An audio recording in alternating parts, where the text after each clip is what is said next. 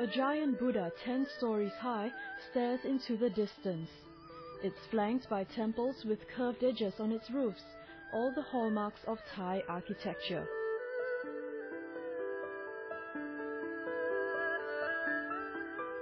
But this isn't quite Thailand, that's on the other side of the border. Nor are these structures even in a predominantly Buddhist state. On the contrary, it's in one of the most conservative Muslim states in Malaysia, Kelantan. PAS have been in Kelantan for 18 years. They have ruled the state fairly. The Malays, the Chinese, the Thais and others, Indian, we can live happily. No other Malaysian state has been ruled by an opposition party for as long as Kelantan has.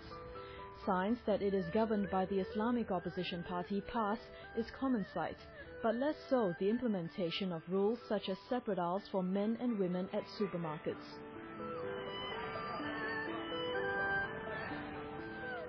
Most people look at what they have done in Kelantan, and they still will see that it is not an Islamic state. So they will know that they talk about it as a political concept. Islam is the official religion of Malaysia, and like many parts of the country, the hallmarks of Islam are everywhere in Kelantan and more. The local market, for example, is named after the wife of the Prophet Muhammad. Over here, people, especially the majority Malays, are not hesitant about revealing their support for PAS.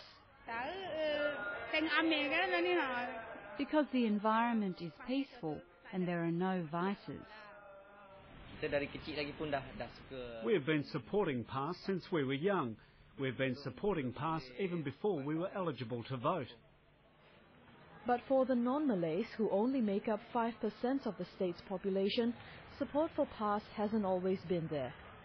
50-year-old Jimmy Teo remembers the resistance some Buddhist villagers put up after the party wrestled control of the state from the ruling Barisan Nasional in 1990.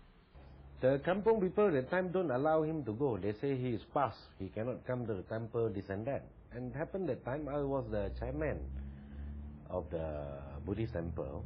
Then I went in and told the kampung people, look, respect him as a Menteri Besar. Like we have to accept him because he's been chosen by the rakyat, by every one of us. Let him come and let him show what that he have with him. And he went in and gave 100,000 ringgit of donation, People have the misconception that PAS is purely for Muslims, that it is extremist and even like the Taliban. But this party is a registered party in Malaysia. If it was extremist, do you think they would have been allowed to register? It's impossible. So it is a lie. To understand the wariness of non-Muslims, you have to look at the party's past. After splitting from the Barisan Nasional government in the late 70s, PAS espoused and became known for its conservative and pious interpretations of Islam.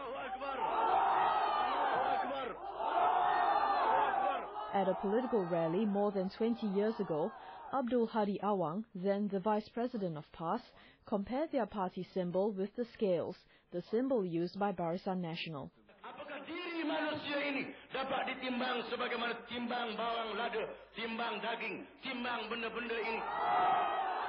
He also made clear his ambitions of forming an Islamic state like Iran. Tidak dapat dinafikan bahawa kejayaan Ayatollah Khomeini di Iran memberi suatu napas baru kepada pejuang-pejuang Islam dan pejuang-pejuang keadilan di seluruh dunia bagi membuktikan bahawa pemerintah-pemerintah yang zalim, walau bagaimanapun mereka mempunyai kekuatan pada awalnya, mereka boleh dijatuh dan boleh ditumbangkan oleh suara rakyat yang dizalimi dan diunyanya. Fast forward to today, and PAS still has not achieved its goal of an Islamic state. But that is no longer heavily emphasized by the party. It now champions a welfare state. The shift is just one example of the reforms the party has undergone in recent years. And the person responsible for that is a former law lecturer, Ustaz Nasharuddin Mat Isa. It is more a state of care and services. So that is my concentration. Because by offering that state of care and services, it includes the comprehensive universal values and teaching of Islam which is applicable to all. The name is not important for me. The substance is more concentrated as far as the development of the party in the last couple of years is concerned. He kind of encapsulates what Hadi Awang and the leadership of PAS realized, that they needed to fuse the two together. On one hand, bringing the spiritual religious values, as well as on the other hand, the sort of intellectual development of your middle to upper class Malay Muslims. Ustaz Nasharuddin is the number 2 man in PAS. He's part of a group of younger, moderate professionals who have charted a new course for the party. The top leadership deny any internal strife as a result of the party's rebranding. Tidak ada halangan, tidak ada halangan. There was no resistance.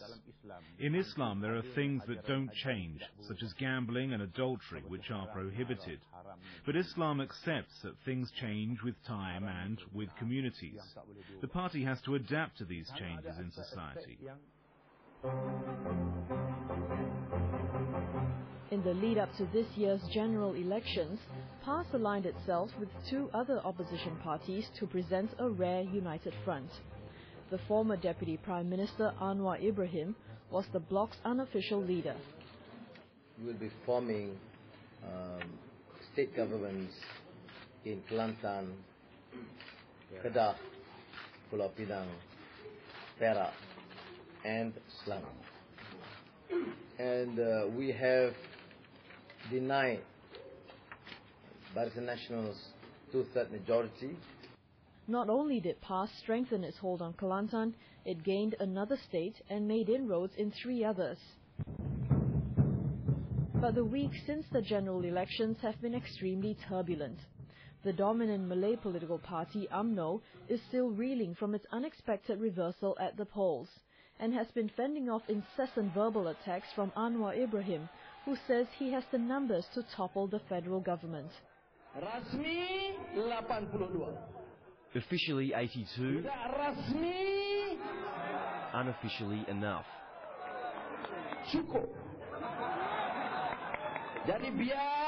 So let UMNO do the guessing. We will wait for the right moment to enter and defeat them. Some MPs have publicly claimed they have been offered money to join the opposition alliance. One UMNO MP said it was enough to last 2 or 3 generations. This has been strenuously denied by Anwar Ibrahim and his political partners. As far as PAS is concerned, we are a party open to all. We don't offer money for people who want to come to join hands and subscribe to our struggle. Even with UMNO at its weakest ever, its senior officials like Datuk Syahrir remain to be convinced of the opposition's long-term viability, let alone Anwar Ibrahim's threat of ousting the current administration by the 16th of September. If you look at it now, it's almost 3 months since the general elections, and yet we do not hear or even detect a shadow cabinet. And I think, and in my conversations with the members of parliament from PAS and even from DAP, when I tease them about, which ministry are you going to be heading, the response has been quite sort of embarrassed or perhaps even dismissive or even muted. With the Malaysian political scene still cloaked in uncertainty, anything is possible.